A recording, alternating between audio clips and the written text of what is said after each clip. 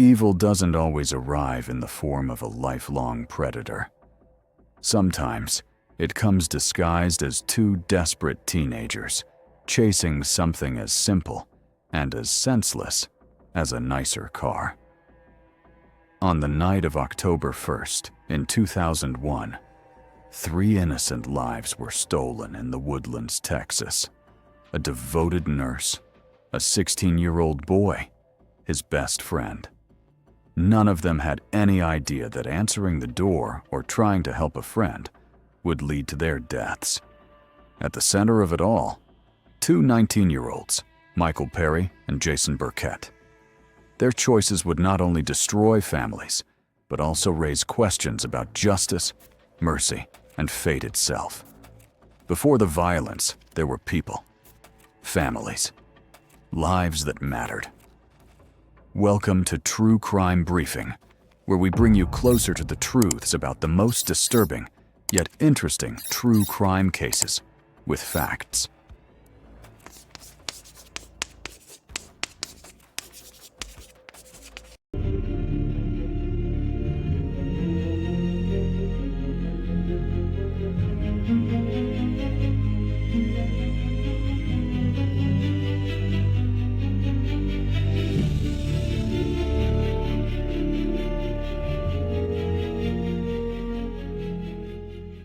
Sandra Stotler was a nurse, a woman who spent her career saving others. She was also a mother, raising 2 children and giving them the kind of stability and love that only she could provide.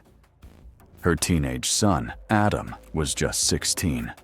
He was bright, full of energy, and looked out for his friends. That included Jeremy Richardson, 18 years old, who was practically family to Adam. Jeremy had a good heart, the kind of young man who couldn't ignore a call for help. On the other side were 2 young men headed down a darker path. Michael Perry had been adopted into a loving home, but trouble followed him everywhere. Drugs, theft, and reckless choices dominated his short life. His parents tried to steer him straight, but Michael never stayed the course. Jason Burkett's story was even darker. He grew up with a father who was abusive, violent, and destructive. That kind of environment left scars, shaping Jason into someone who believed violence was a normal way of life. Different upbringings, different opportunities. But by 2001, both Perry and Burkett were on the same road. And when their lives collided with Sandra, Adam, and Jeremy, tragedy followed. October 24th, 2001. Perry and Burkett had a simple but deadly plan. They wanted cars. Not just any cars. They had their eyes on a Camaro and a Jeep owned by the Stotler family.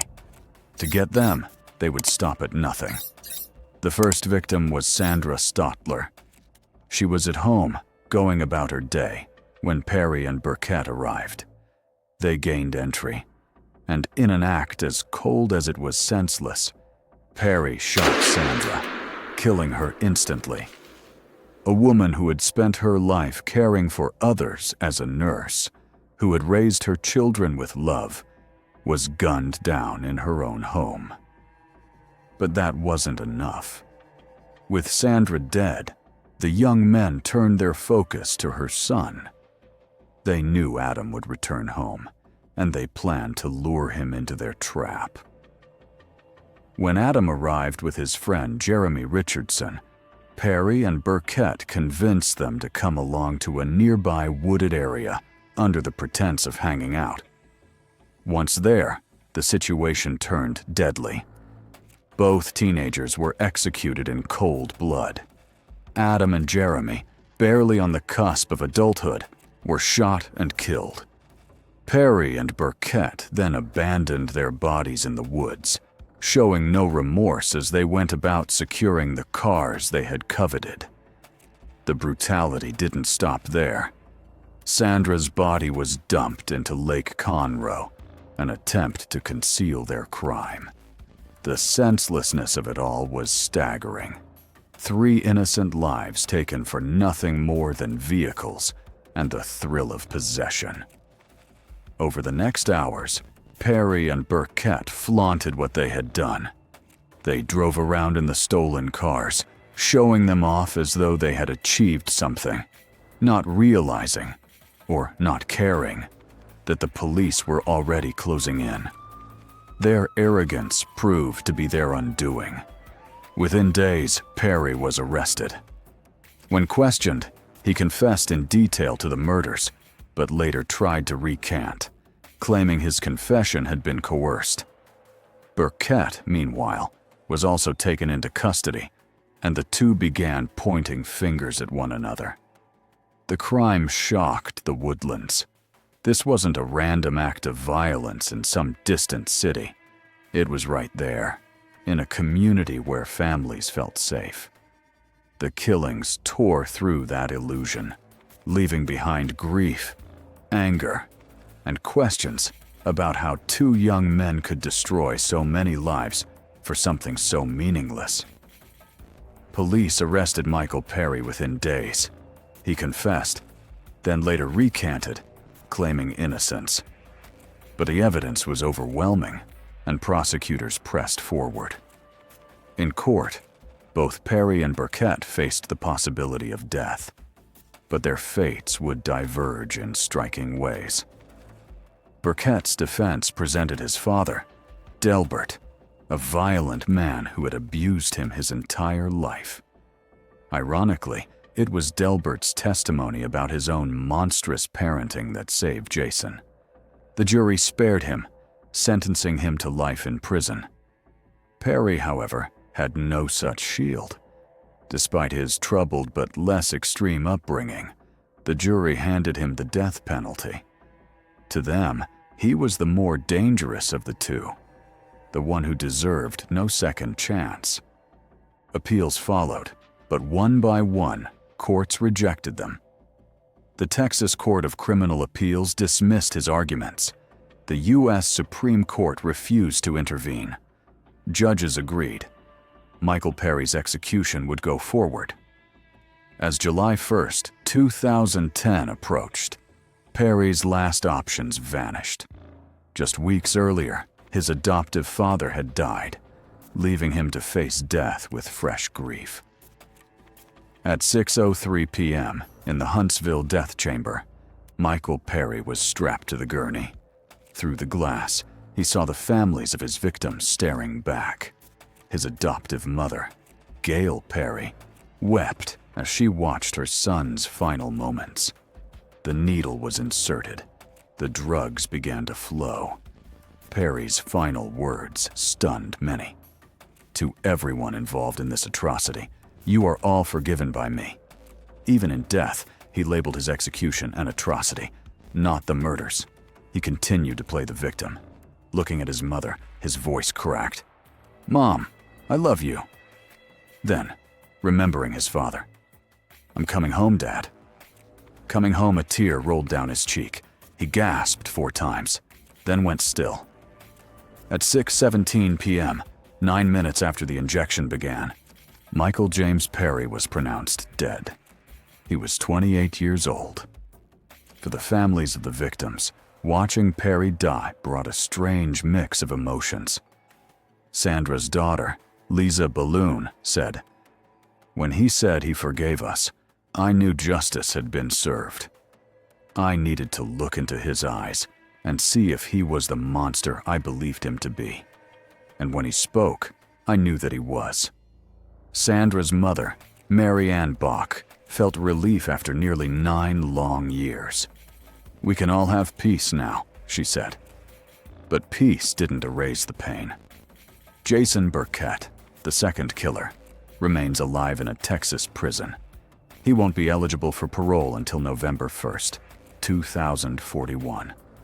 If released, he'll be nearly 60 years old. In 2018, his girlfriend was arrested for trying to smuggle meth to him, proof that Jason never fully cut ties with the world that destroyed his life. His father, Delbert, whose testimony saved Jason's life, died in 2022 at age 66 while serving his own prison sentence for indecency with a child.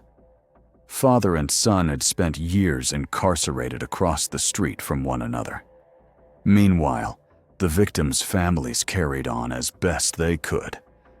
Lisa raised her daughters while keeping alive the memory of her mother, Sandra, and brother Adam. The Richardson family continued to grieve for Jeremy, who died at just 18. The Perry Burkett case leaves behind haunting questions. 2 teenagers committed the same crime, yet one was executed while the other lived. Was that fair? Did Jason's horrific childhood justify sparing him? Could Michael's more stable but troubled upbringing ever have saved him from death row? The answers aren't simple, but the facts are. 3 innocent lives were taken because 2 young men wanted cars. Sandra, Adam, and Jeremy weren't targeted for who they were. They were victims of random, senseless greed. That randomness is what makes this case so terrifying. A mother, a son, a teenager trying to help. They could have been anyone. Perry had parents who tried to guide him, yet he chose drugs, theft, and violence. Burkett had a father who raised him in brutality, and the jury saw him as a victim too. Different backgrounds, different outcomes. But in the end, both became killers, and 3 families were left in ruins. The ripple effects of that October night in 2001 are still felt today. Jason Burkett sits in prison. The families of the victims continue to mourn, and Michael Perry's name lives on as a reminder of how thin the line can be between justice and mercy. All of this because 2 teenagers thought they deserved nicer cars. If this story made you think about how quickly lives can change forever, subscribe to True Crime Briefing for more cases that explore the darkest corners of human behavior and the justice system that struggles to make sense of it.